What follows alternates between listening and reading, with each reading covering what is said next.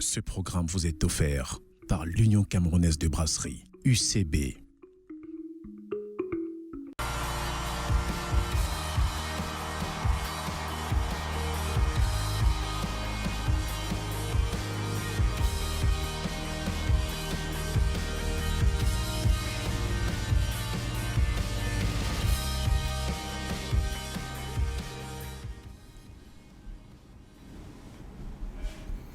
Bonsoir Madame, Monsieur, bienvenue à cette autre édition Qatar 2022, la Coupe du Monde. C'est le temps du bilan Madame, Monsieur.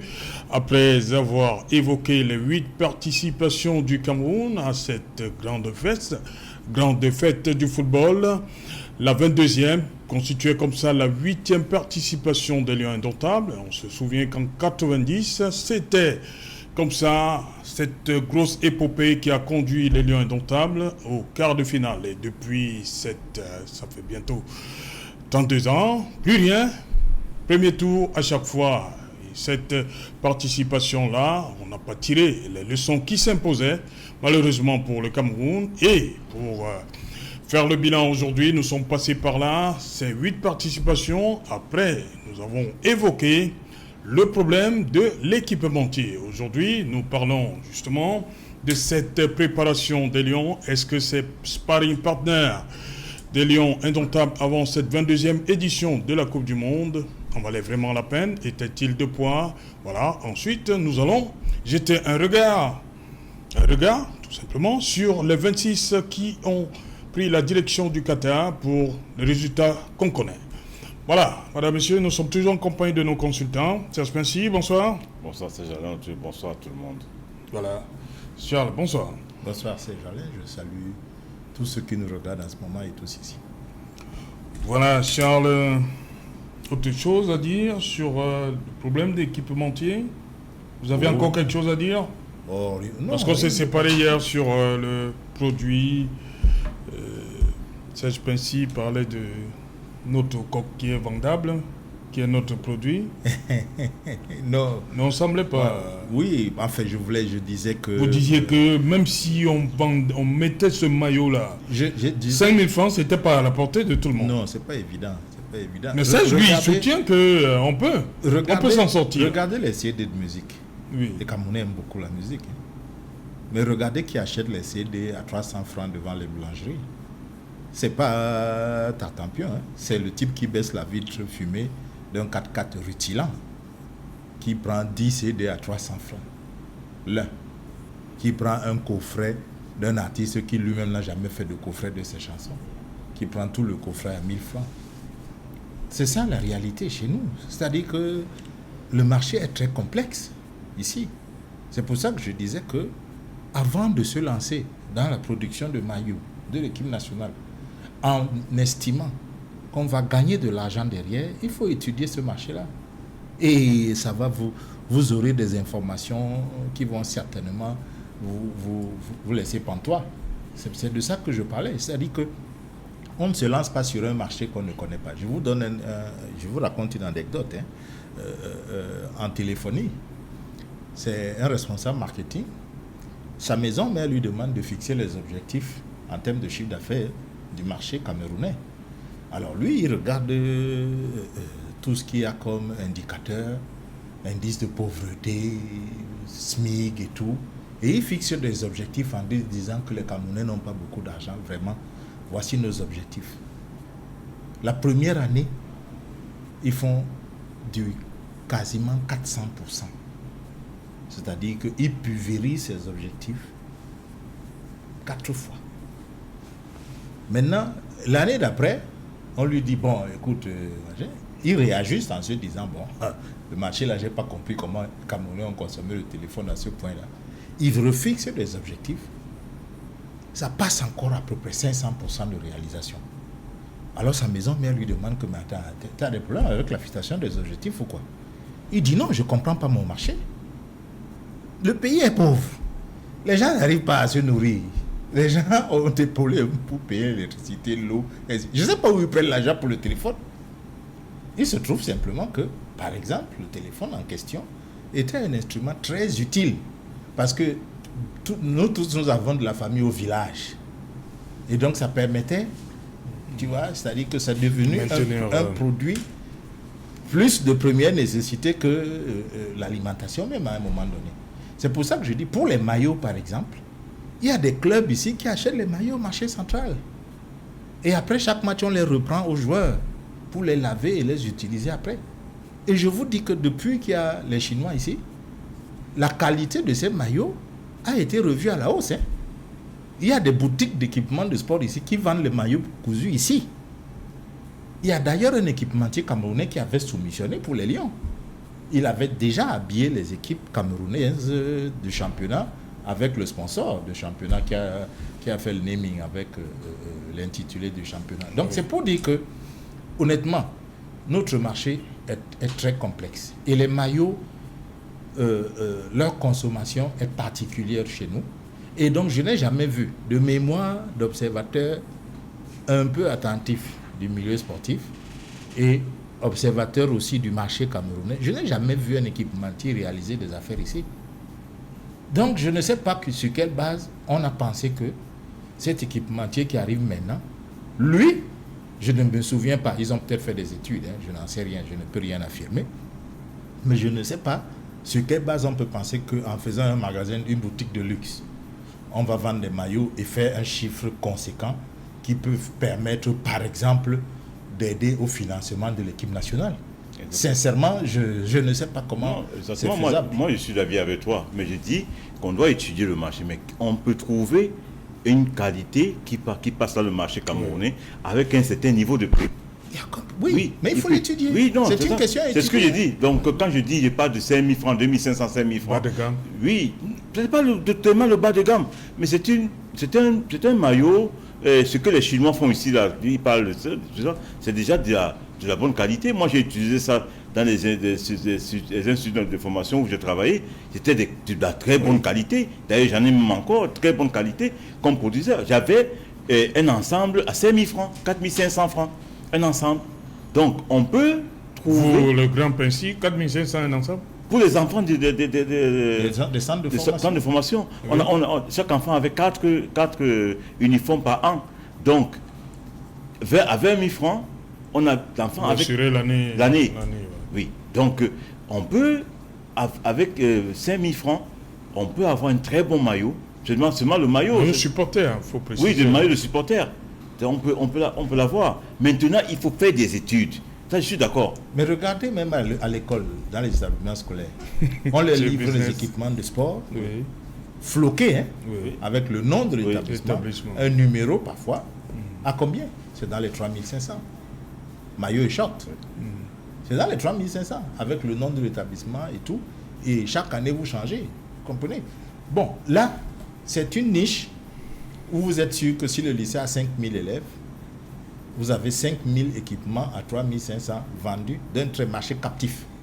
Puisqu'on vous oblige, avant de payer l'APE. Même quand vous êtes inapte? Non, peut-être pas les inaptes, je ne pense pas, mais au moins, ils ne sont pas très nombreux. Très nombreux. Mais surtout les personnes à mobilité réduite. Parce que les inaptes, il faut encore le prouver. Oui, voilà, il faut prouver. Une attestation d'un médecin. Oui. Bon, donc, inapte au sport. C'est un marché captif où, avant de payer parfois la scolarité, on vous demande de payer d'abord l'équipement de sport. Donc on est certain que si quelqu'un a payé sa scolarité, il a payé l'équipement de sport. C'est un petit marché, c'est un petit couturier, ou un petit businessman, ou une dame, ou le prof de sport lui-même, ou un de ses cousins, ou le proviseur, ou je ne sais pas qui. Quelqu'un qui a fait ça, lui, ça peut lui rapporter quelque chose. Mais une multinationale, honnêtement, qui est équipementier, qui remet à une équipe nationale 1 milliard de francs CFA par an en numéraire et pratiquement autant en équipement, le marché camerounais lui est difficilement rentable. Il ne peut pas, même pas rentrer ce qu'il remet en équipement au Lyon. C'est difficile dans le Mais Charles, je pense qu'il peut. Je pense qu'en marketing, il y a ce qu'on appelle les produits de marque et les no-names. Aujourd'hui, ceux qui produisent des produits de marque, qui les vendent même, les produits de marque, ils ont aussi attaqué le marché des no-names. Parce que le marché des no-names est envahissant. Et il est envahissant et il rapporte aussi énormément. Mais il est incontrôlable. Oui, non, je dis, Il est incontrôlable. Non, pas incontrôlable. Ce qu'il faut faire chez nous, c'est de lutter contre la contrebande. Et tu vas voir que ceux même qui... On n'arrive donc pas à lutter, voilà pourquoi Charles dit C'est que pour les ça que je parle de la incontrôlables. réalité Oui, de notre marché. oui, j'ai dit, non, j'ai dit contre la contrebande. Et tu vas voir, et ça je suis d'accord avec lui, la difficulté là-dedans, c'est que ceux qui doivent même lutter contre la contrebande, ce sont peut-être eux qui sont là, derrière cette contrebande-là. Non, pas dans le domaine du sport. Non, je t'ai dit que ce sont peut-être eux, parce que c'est inimaginable, inacceptable. Mais pour One All Sport, on a mis des garde-fous. Hein, Oui, mais on a... Tout Vous ce savez, qui... Sao, je reviens un peu sur la musique. Vous savez, à un moment donné, les CD de musique Oui. se vendaient en moyenne à 5 000 francs. En se disant, ça c'est original. Oui. Mais ça passait pas. La piraterie était au sommet. Celui qui prend les devants, si je ne me trompe pas, c'est Petit Pays, qui vend le CD original officiellement à 1000 À francs. 1000 francs, oui. C'est C'est petit lui qui pays. commence ça ici. Et après, beaucoup d'artistes suivent. J'ai vu les Ismailia sortir leur CD, le vendre à 1000 francs, les Oui, étudiants, oui. là, etc. Ça passe plus... Oui, à 1000 francs, Ouais, ouais. les gens prenaient le CD original. Mais qu'est-ce que les pirates ont fait? Ils sont descendus encore à 300. Et vous voyez quelqu'un face à un CD de 1000 francs et un de 300, il préfère prendre celui de 300. Peut-être qu'il va jouer une seule fois. Hein. Je ne sais pas s'il va jouer une fois. Mais c'est quand même curieux que... Et je dis que ce n'est pas le plus pauvre du coin qui le fait. C'est le type avec des signes extérieurs de richesse Ouais. qui vous prend ça. C'est pour ça que je dis que nous avons un marché qui est assez complexe et il vaut mieux étudier. La fédération peut faire ce genre d'études. C'est pour ça que je dis toujours qu'il y a beaucoup de travail. Et Chez nous. Et dans le contrat avec corps sportif, il y avait un compartiment où la fédération était chargée de faire cette étude-là pour le marché camerounais et gérer le marché camerounais. C'est-à-dire qu'ils avaient même laissé le marché camerounais. C'est-à-dire qu'on s'est entendu, vous allez gérer le marché camerounais. Mais il faudrait, voilà. Il faudrait ceci, cela. C'était bien encadré dans le contrat de corps sportif. Donc, c'est pour ça que je disais tout à l'heure, c'est inimaginable qu'on signe un contrat comme ça. Mais vous arrivez en plein centre-ville de Yaoundé, vous trouvez les maillots corps sportifs, plein là, et personne, en pleine route, le maillot des Lions Indomptables, il est en pleine route vendu. Un maillot... Vêtements même aussi. Oui, sur vêtements. Un maillot qui relève qui est un produit de la contrefaçon, il est vendu en plein centre-ville, au vu au su de tout le monde. Donc, Mais on a nos habitudes. Vous savez, quand les équipements arrivent comme ça, si je connais quelqu'un à la FECAFOOT, je ne les achète plus. C'est nos habitudes. C'est-à-dire que Serge Alain est à la FECAFOOT, je suis son cousin. Serge Alain, il faut me garder le maillot. C'est nos habitudes. Et quand je le mets, je dis, c'est l'original, c'est mon cousin qui est à la FECAFOOT qui me l'a offert. Qui voulez-vous qu'il achète finalement? C'est-à-dire que vous avez des gens qui ont suffisamment de moyens financiers. Mais sur un coup de fil, ils se font livrer 2-3 maillots gratuitement. Parce qu'ils ont quelqu'un, quelque part, qui peut leur livrer ce maillot-là. Et c'est ça la réalité. C'est pour ça que je dis, il faut étudier la question, voir, et en plus, les Lions Indomptables ne sont pas appréciés seulement au Cameroun. Cette étude doit aller au-delà. Oui. On a vu ici la tenniswoman, comment elle s'appelle? Ouais, c'était Serena Williams. Williams. Quand elle avait le même équipementier que nous, Ouais, elle a mis nos couleurs. C'est une occasion, c'est des occasions à capitaliser. Pourquoi on ne verrait pas nos maillots en France, en Chine et partout? Pourquoi on ne les vendrait pas là-bas? Puisque notre marché est étriqué. Pourquoi on ne les vendrait pas au Nigeria, au Ghana ou je ne sais pas où? C'est toutes ces choses qu'il faut étudier. C'est pour ça que, je le répète, il y a beaucoup de travail pour faire avancer notre football. Et c'est des choses qui méritent étude. Il y a des cabinets d'études. non, absolument, il faut étudier. On ne peut pas s'aventurer à... Non, One All Sport aura le temps de s'implanter aussi. Hein. Puma est quand même là depuis. Donc il y a des stocks qu'on a trouvés comme ça dans le marché. C'est peut-être pourquoi on trouve encore corps sportif. Non, c'est pas une Puma question. aura le temps. One All Sport aura le temps aussi de s'implanter. Non, ce n'est pas une question de stock. C'est une question de d'abord cibler qui peut acheter le maillot et comment on on va produire le maillot. Parce que voilà, ils ont un problème, on dit partout qu'ils ont un problème de rupture de stock. Si le maillot est produit en Asie, et que par exemple, je dis, ils ont peut-être fixé l'objectif à un montant X de maillots par an, et qu'ici on demande X plus 1, et qu'il ne peut pas fournir X plus 1, ça pose un problème. Je pense qu'il faut régler le problème du segment des gens, de la cible, et il faut aussi régler le problème de la production. C'est pas seulement dire qu'on a des maillots, et puis le Cameroun ne s'arrête pas à Douala et à Yaoundé, où on trouve facilement, il y a des boutiques et tout. Le Cameroun est grand, il est vaste, et comme l'a dit Charles, ça va même au-delà des frontières camerounaises. Peut-être, prenons seulement la sous-région Afrique centrale, où on peut peut-être dire que, ok... Est-ce qu'à Doha, déjà, on a vu des gadgets des lions indomptables à Doha, vous avez vu des étrangers arborer. Bon, on a vu des gens qui avaient ça, mais bon, on ne sait pas. Mais à Doha, ça ne se vendait pas à Doha. Comment vous savez? Mais gens à Doha, ça ne se vendait pas à Doha. Ça ne se vendait pas à Doha. Ça dit qu'un équipementier, en fait, c'est un sponsor. Un équipementier maillot pour une équipe nationale, c'est un sponsor. Et qui dit sponsoring dit contrepartie conséquente par rapport à la mise qu'on investit. Absolument. Ça veut donc dire que si cet équipementier décide de sponsoriser le Cameroun à hauteur de 2 millions, c'est-à-dire 1 million en numéraire et 1 million en équipement par exemple, il espère gagner plus que 2 milliards. Oui. S'il a investi 2 milliards.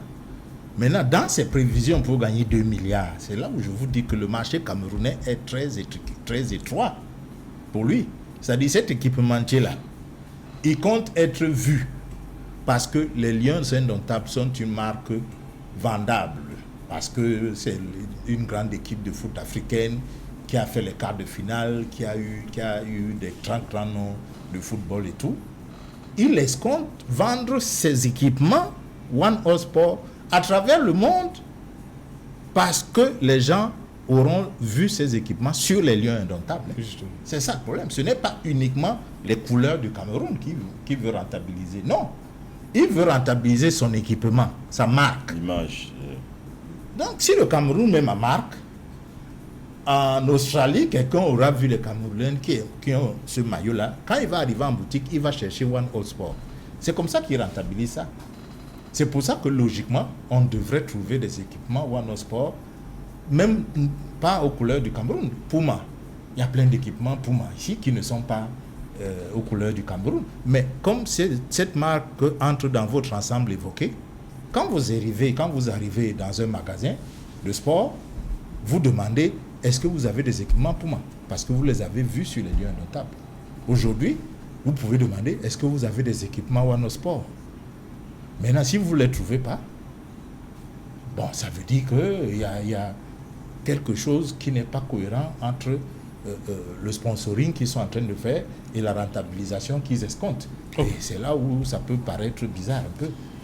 Voilà, on parle maintenant de la préparation. On a eu 4 adversaires, l'Ouzbékistan, Corée du Sud, Jamaïque et enfin Panama. Mais je pense qu'il ne faut pas seulement limiter la préparation des lieux indomptables à ces 4 matchs. Je pense qu'il faut un peu aller plus loin en arrière et regarder d'où nous sommes venus. C'est-à-dire que l'élimination du Cameroun dans la Coupe du Monde 2018, c'était contre le Nigeria, où on a pris une raclée au match aller et puis on a essayé de limiter les dégâts au match retour ici. Donc après ça, il y a un sélectionneur qui arrive, qui a la mission de bâtir une équipe compétitive, parce qu'on organisait aussi la CAN après, en 2019, même comme elle est allée après en Égypte. 2021 a été organisé au Cameroun. Donc Conceição avait la mission monter cette équipe et de monter, non pas seulement pour la Coupe d'Afrique des Nations, mais pour la Coupe du Monde. Donc il a commencé son travail. Je crois qu'il a fait jusqu'à la phase de groupe où on était logé avec une grande équipe africaine, la Côte d'Ivoire. Il est passé devant. Donc il fallait arriver au barrage. Il est arrivé au barrage. On est tombé sur l'Algérie. Mais bien avant ça, il y a eu changement alors. Il y a eu changement de sélectionneur. On est passé de Conceição à Rigobert Song. Et je crois que ce n'est pas passé comme ça facilement. On est passé de Constant à Riverson, on a eu Blida où on a tout cramé à moins de 30 secondes de la fin du match. On est qualifié et puis bon, l'image reste là où on est qualifié. On va en Coupe du Monde, on est qualifié pour la Coupe du Monde. Maintenant, il faut préparer la Coupe du Monde. Il faut préparer la Coupe du Monde maintenant. C'est là où ça commence à être difficile. Il y a eu des problèmes de vestiaire. Match contre le Burundi où le président de la fédération est entré et il a un peu remis les choses en ordre parce que quelque chose ne fonctionnait pas déjà au niveau de l'équipe nationale. Et après, parce que certains croyaient que c'était un acquis déjà pour eux, que après Blida, ils pensaient que c'était je crois que c'était un ticket, un feu vert pour eux d'être sur la liste de Rico. Oui, je crois que c'était peut-être comme un électrochoc. Voilà. Donc, et puis, tu as un ancien vestiaire qui est là. Parce que Rico, ça ne fait pas longtemps que Rico était là. Tu as un ancien vestiaire que Conceição a construit 2 ans, ou presque 2 ans, et tu as des cadors qui sont là-dedans. Et on arrive, et vous arrivez là, et il y a des tensions entre les cadors là et la nouvelle équipe qui gère, la nouvelle administration qui gère l'équipe nationale. Donc il fallait mettre un peu de l'ordre. Et là, le président Samuel est entré et il a un peu cogné fort. Ça n'a pas laissé, ce n'est pas passé comme ça là. Hein. C'est-à-dire qu'il y a eu des joueurs qui n'étaient pas contents et qui sont allés certainement parce que on a vu un gars qui n'est pas allé en Coupe du Monde. C'est l'une de ces affaires-là qui ont coûté sa sélection. Parce que Gade, qui est peut-être le joueur qui allait parler au président, semble-t-il, aller parler au président, pour lui dire, président, oui, nous sommes des enfants, nous sommes des jeunes par rapport à toi, mais nous ne sommes plus des petits garçons, nous sommes des chefs de famille. Nous, on a besoin d'un autre encadrement, on a besoin de respect et tout. Et quelque part, ça n'a pas été bien accueilli par le président et ça lui a valu peut-être la non-sélection. Mais bon, revenons à la préparation. Donc, Rigobert Song devait monter en quelques mois une équipe qui allait gagner, qui allait jouer 7 matchs en Coupe du Monde. Parce que c'est là où le président de la fédération a mis la barre. Oui. On avait des problèmes pour trouver des matchs amicaux.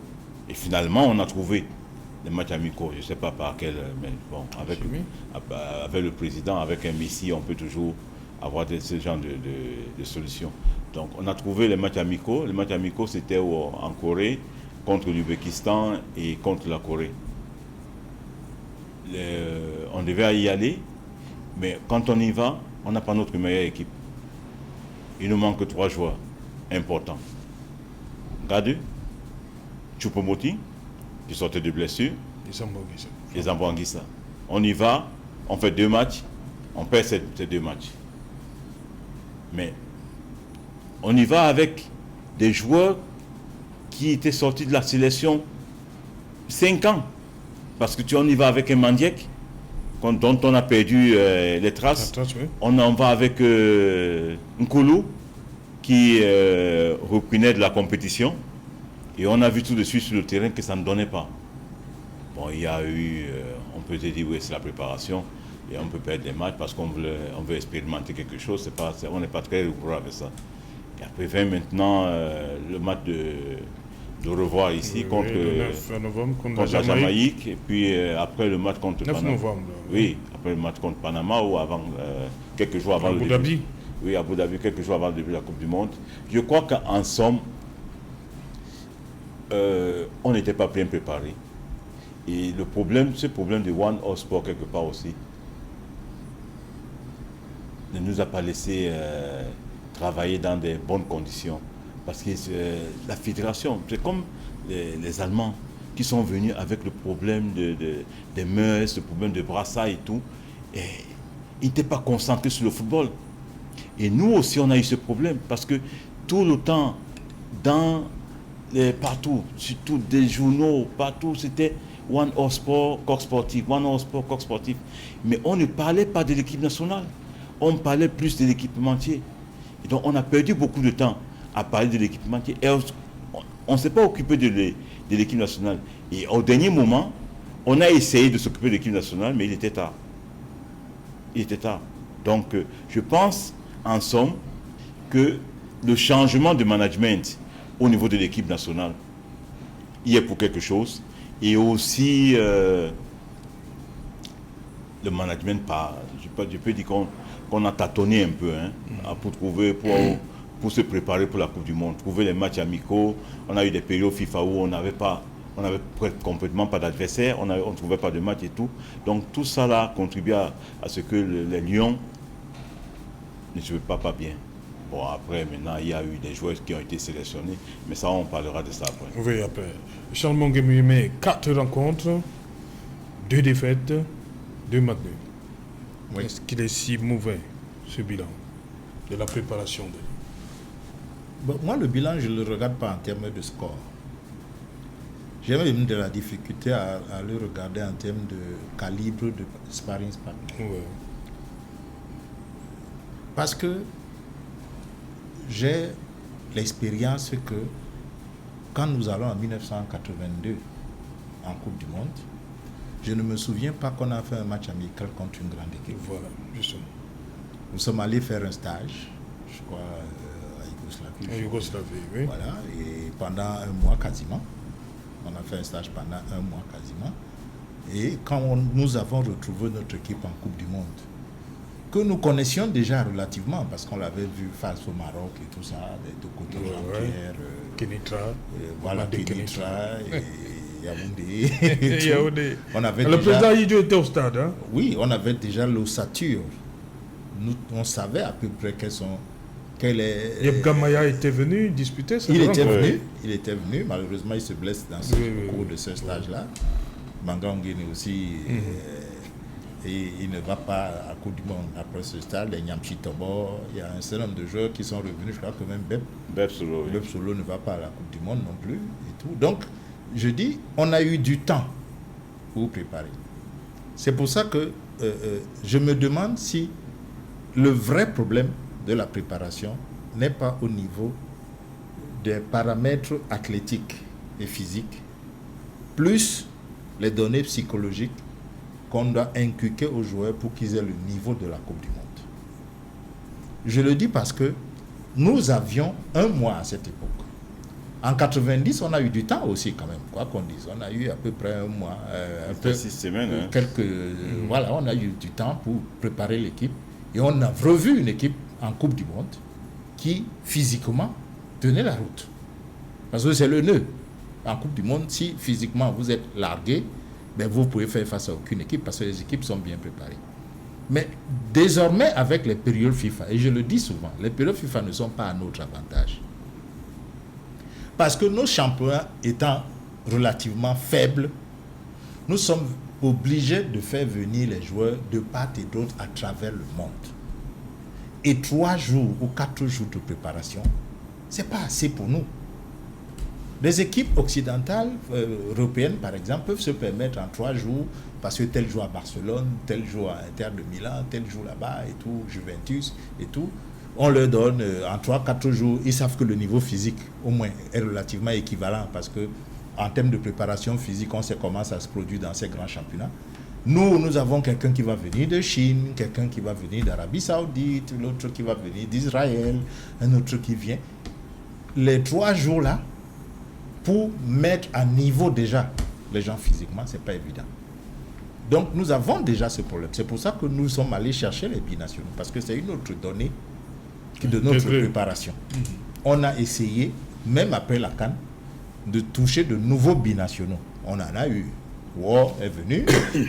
Je crois que Ebo sait et tout. D'autres, ça n'a pas suivi. Ils n'ont pas accepté de venir. Et d'autres joueurs qui n'étaient pas là à la CAN, je crois Samer et tout. On en parlera tout à l'heure pour la sélection. Mais je veux dire que on n'a pas eu le temps, à mon avis, de mettre les joueurs à niveau parce qu'on ne les avait pas à disposition comme avant, comme ça se faisait avant. Et du coup, nos matchs amicaux servaient à l'entraîneur à découvrir ses joueurs, à découvrir sa propre équipe. C'est pour ça que, en commentant la Coupe du Monde ici, on s'est dit que quand Rigaud fait ses remplacements en 3e journée, c'est comme s'il ne connaissait pas ses joueurs aux entraînements. Parce que s'il les a aux entraînements tous les jours et connaît leurs performances, comment a-t-il pu ne pas les aligner depuis la première journée? Au moins quelques-uns. Donc je crois que plus que les scores, moi c'est la préparation en elle-même. Est-ce que nous suivons les choses de telle manière que nous nous assurions que si nous avons un effectif de 26 joueurs, ils sont opérationnels au niveau mondial. Aujourd'hui, c'est la donnée. C'est pour ça que nous devons réfléchir plus que les Occidentaux pour savoir comment mettre à profit ces périodes de FIFA que nous avons, qui n'ont que 3 ou 4 jours, avec des joueurs qui viennent de partout. Je pense que l'une des mesures qui avait été prise par un autre compatriote qui gérait la CAF, c'était de faire les sélections pour le CHAN. Les sélections pour le CHAN étaient censées nous aider à avoir une équipe nationale locale qu'on peut préparer à temps et à contre-temps parce qu'elle ne dépend pas des périodes FIFA. On peut réunir l'équipe du CHAN quand on veut. Malheureusement, chez nous, dès qu'un joueur est convoqué au CHAN, son agent va le vendre à l'étranger. Et c'est un perpétuel recommencement. Donc aujourd'hui, on a un gros problème de préparation. On l'a eu. Je dis que les matchs, pour moi, je suis un peu circonspect dessus. Parce qu'en 2014, nous jouons l'Allemagne. Un très grand match. Nous faisons 2 buts partout, je crois. Oui,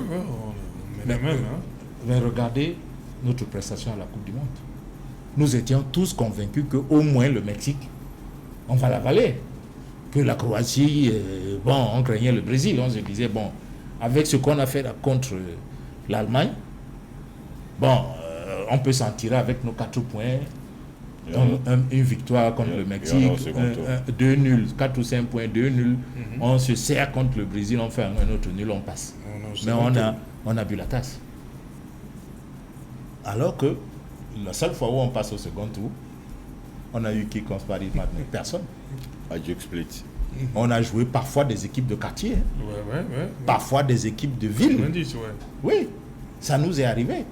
Mais je crois que l'accent a été mis sur la préparation physique et mentale et ça produit des fruits. Malheureusement, la préparation mentale pour cette Coupe du Monde qui vient de passer était difficile avec toutes les affaires qu'il y a eu et avec ces nouveaux fans de foot qui suivent le foot depuis décembre 2021 et qui ne voient le foot qu'en termes d'opposition entre pro et anti, etc. Le foot, ce n'est pas ça. Voir les choses de cette manière-là. Soit vous êtes pour nous, soit vous êtes contre nous. Et si vous êtes contre nous, on vous mitraille. Cette armée-là a pourri énormément l'atmosphère. C'est-à-dire, ces gens vous interdisent de supporter votre équipe nationale. Vous vous rendez compte où on est arrivé? C'est-à-dire que vous n'avez pas le droit de supporter les Lions indomptables parce que vous avez questionné l'équipementier. Comment vous voulez qu'une équipe comme ça soit sereine? Tous ces enfants-là qui sont à l'équipe nationale, ce sont nos enfants. Ils ont de la famille dans la population. Donc, ils suivent ce qui se passe. Donc, on a eu une préparation qui a été pourrie par cette mauvaise atmosphère qui a été créée du fait d'une mauvaise élection qui s'est produite en décembre et des conséquences de cette élection où on a fait entrer des variables comme le tribalisme. C'était une mauvaise élection, décembre 2021? Oui. Comment ça? À quel niveau? D'abord parce que pour moi, je l'avais dit avant l'élection, le moment était très mal choisi avant la CAN. Je sais comment nos élections, il y a des batailles dedans, des querelles, les gens se tirent dessus, ils se tapent dessus, on était à quelques semaines de la CAN. Pour moi, le timing n'était pas bon, je l'avais dit sur les médias. Mais ce n'est pas ceux qui sont là aujourd'hui qui ont décidé de... Bien sûr que non, mais c'est pour ça que je ne les ai pas incriminés pour l'organisation de l'élection. Je dis que le timing était mauvais. C'est-à-dire que le Cameroun, le ministre des Sports peut très bien demander de surseoir. Il l'avait d'ailleurs demandé. Je me souviens qu'il y a eu un courrier où le ministre des Sports, tutelle de la fédération, a demandé de surseoir à ce processus. Mais ceux qui étaient en place à l'époque ont insisté que ça se passe à ce moment-là. En décembre, vous avez une CAN en janvier. Vous pensez que c'est le bon moment pour organiser une élection où les gens vont se quereller, où les gens... Est-ce que ça a impacté sur les performances du Cameroun en janvier? Ça a impacté au moins sur les supporters, ceux qui sont autour. Toutes ces questions de biais d'invitation ou de biais que les gens ne trouvaient pas, etc. Ça tient aussi à ça aussi. Et même la relation entre l'équipe et l'administration, l'équipe de la fédération. Parce que vous avez là un président de fédération avec qui vous avez fait un mi-parcours de la Coupe du Monde et même de la préparation de la CAN. Et directement en décembre, en janvier, vous avez un nouveau président dans le vestiaire. Vous avez ça. Vous avez quelqu'un de nouveau qui vient avec un autre discours. Et chacun sa méthode. Oui, mais ça change un peu quelque chose. Et il y a des gens qui prennent du temps pour bien comprendre, pour bien cerner tout ce qui arrive là. Et ce temps que tu prends là, ça peut être perçu par ton interlocuteur comme une adversité. Parce que tu es là, tu es méfiant, on se dit que non, tu n'es pas avec nous. Tout simplement parce que tu es méfiant, tu n'es pas avec nous. Toi, tu es timide, tu n'es pas avec nous. Voilà, donc, et c'est pour ça que je suis d'accord avec Charles, le timing n'était pas bon. Il fallait jouer notre CAN, laisser d'abord cette histoire d'élection de côté. On prépare la CAN et après, on a fait le temps. Le résultat aurait été différent? Non, donc ça n'est pas intéressant pour moi. Mais puisque vous liez ça à la CAN. Non, oui, mais je dis, il fallait d'abord laisser ça, parce que ça distrait. Ça distrait.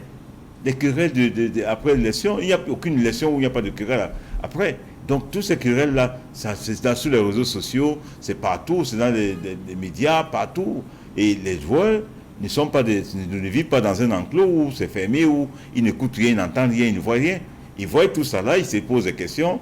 Et quand on se dit, oh, l'élection n'a pas été validée, on va l'annuler, ceci, cela, et puis le président n'est pas bien élu, tout ça, c'est pas bien. Et le président est là, on dit non, c'est pas un président bien élu, tout ça.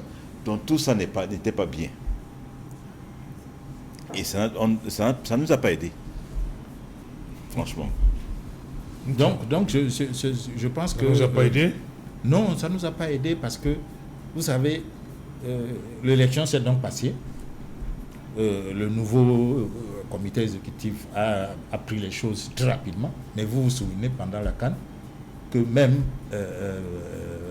à cette période-là où on recevait des étrangers, vous vous souvenez des querelles, on n'a pas mis le président à la tribune officielle parce qu'il n'est pas d'accord avec le ministre, n'était pas... Vous avez vu qu'il y a eu... Les querelles ont continué. Peut-être que le président, après on nous a dit que non, le président a préféré être au vestiaire plutôt qu'à la tribune où il devait être à côté des officiels parce que c'est lui qui est le président hôte et tout. Après on nous a dit non, le protocole présidentiel l'a écarté, il y avait de tout. Parce qu'on sortait d'une période électorale sensible où il y a eu beaucoup de coups.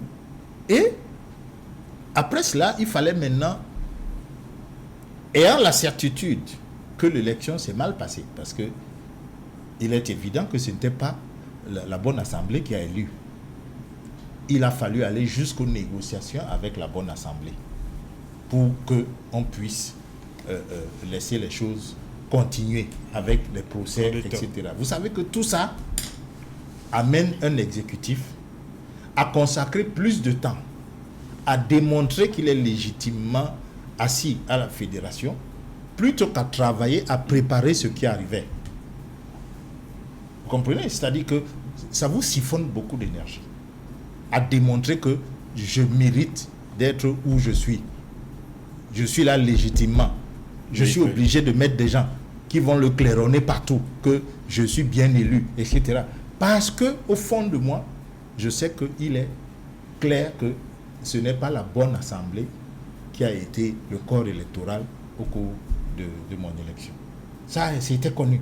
Donc vous voyez que se disperser autant, alors qu'on a une compétition qui arrive, de la taille de la Coupe du Monde, en 2022, vous êtes d'accord avec moi que on a pris beaucoup de temps avant de commencer à préparer notre équipe.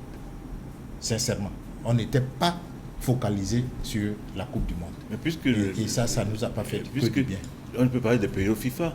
Il y a eu des périodes FIFA où on n'avait pas de match parce que l'administration était concentrée à autre chose. Il fallait avoir cette légitimation, c'est-à-dire que bien s'asseoir à FECAFOOT parce que les courriers venaient de partout. Les courriers venaient du tribunal arbitral du sport, partout, oui, aujourd'hui, vous êtes folklore, que ceci, cela. Donc, franchement, on règle d'abord ce problème. Parce que là, on dit qu'on n'est plus là, on est folklore, il faut d'abord régler ce problème. Et là, l'équipe nationale était laissée de côté. Parce qu'on n'était pas sûr de continuer à gérer la fédération. Donc, on s'est concentré pour gérer les problèmes juridiques, les problèmes d'élection. Même sur le sélectionneur, ça a été une querelle. Vous savez que le ministre des Sports a fait une émission à la télévision où il a déclaré que pour lui, Conceição devait continuer justement. Et il a donné des statistiques. Il s'est fait produire des statistiques. Il a donné le nombre de matchs de Conceição, le nombre de victoires, matchs nuls, etc. Et a estimé qu'avec un tel bilan, il mériterait de continuer. Mais sauf que l'objectif principal fixé n'a pas été atteint. Hein. Il n'a pas été atteint. Voilà. Mais on peut s'accrocher là-dessus aussi. Mais c'est là-dessus que le nouvel exécutif a pu s'accrocher. Mais nous, quand vous suivez le déroulement des choses, vous savez que des politiques ont mis les pieds dans cette histoire-là et ça tiraillait jusqu'à ce qu'on arrive au compromis qui a produit le staff qu'on a actuellement.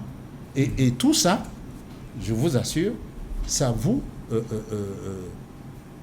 détourne de ce qui devait être l'objectif principal, qui est de préparer techniquement une équipe forte pour la Coupe du Monde.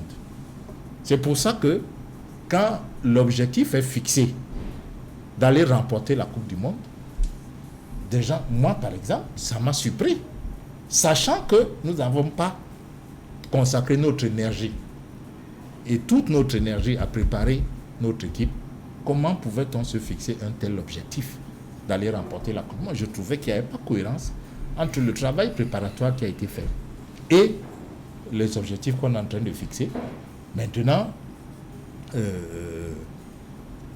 nous disons ça parce que nous ne voulons pas réfléchir avec le cœur.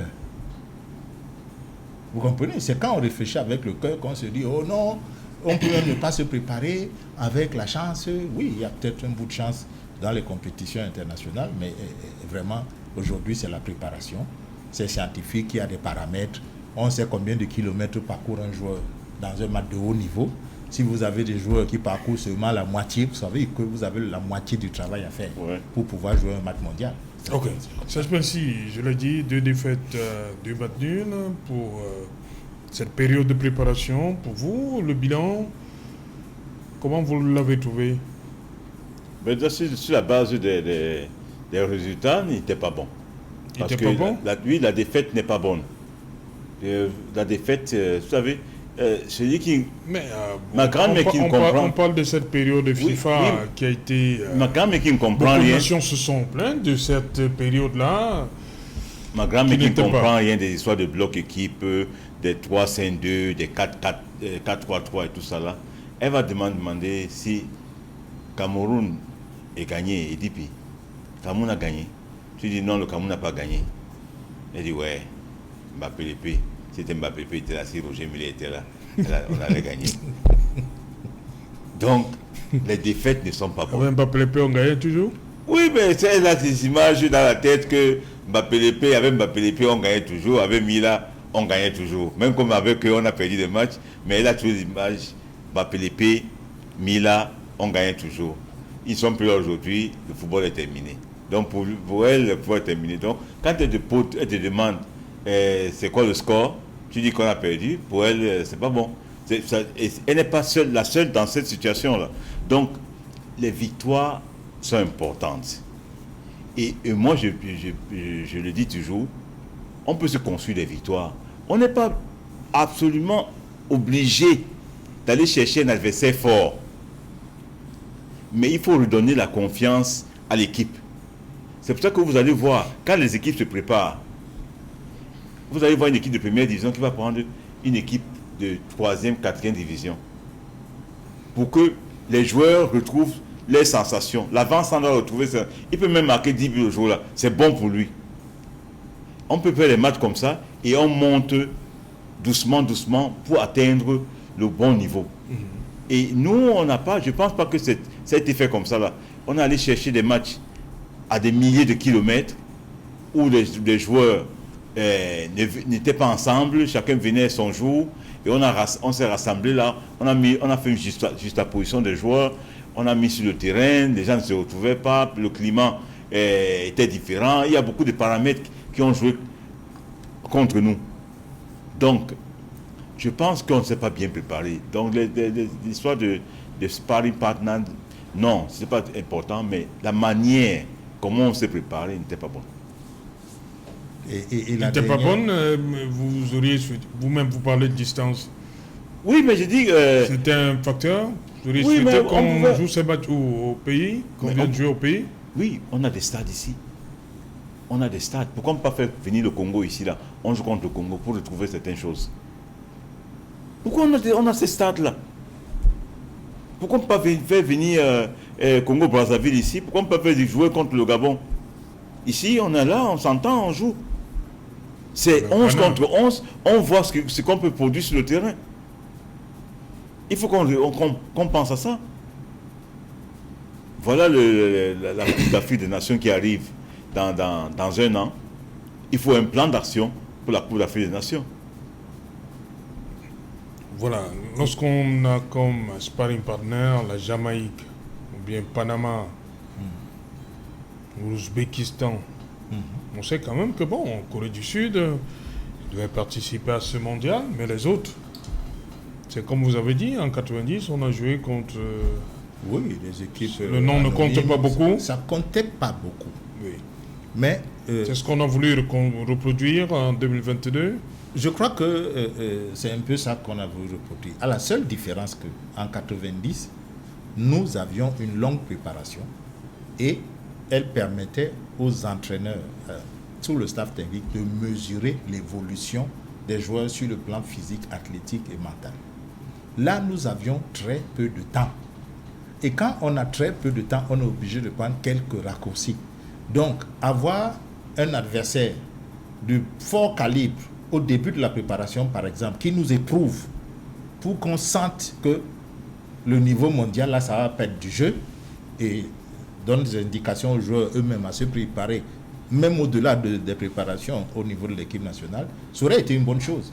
C'est-à-dire on avait un match important contre une équipe européenne de haut de tableau, ça nous aurait donné des éléments. Je voulais dire que la dernière chose qui, honnêtement, a encore pourri notre préparation, c'est cette affaire Ngandou.